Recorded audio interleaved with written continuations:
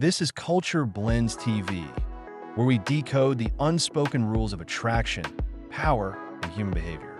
Ever wondered why women are drawn to the rebel, the rule breaker, the one who walks in like he owns the room?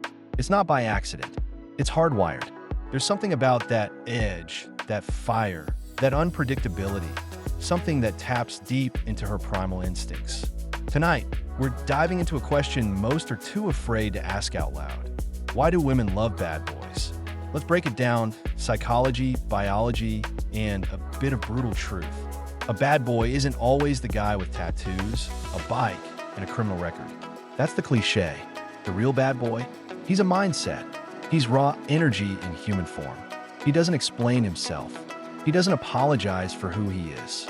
He's assertive, self-assured, and most importantly, he's not afraid to walk away.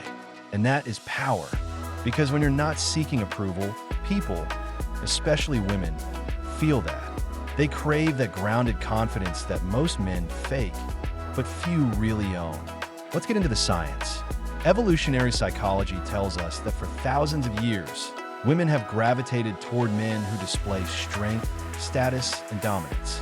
Not because they're cruel, but because those traits once meant protection, survival.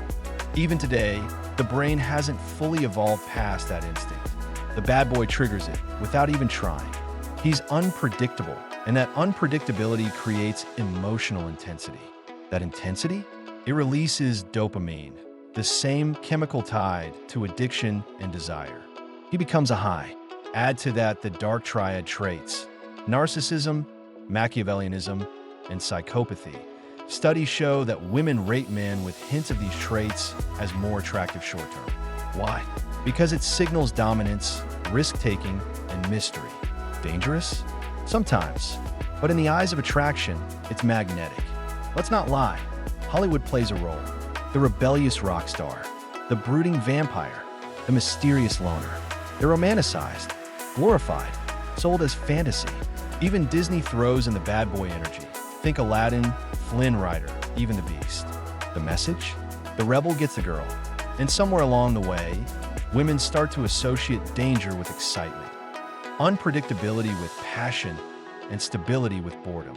Here's the truth most men miss. It's not the bad that attracts. It's the confidence underneath it. A bad boy owns his presence. He moves with purpose. He doesn't need validation, and that self-assurance radiates. And in a world full of passive, approval-seeking men, a man who stands firm becomes rare. That rarity is irresistible. Let's talk rebellion.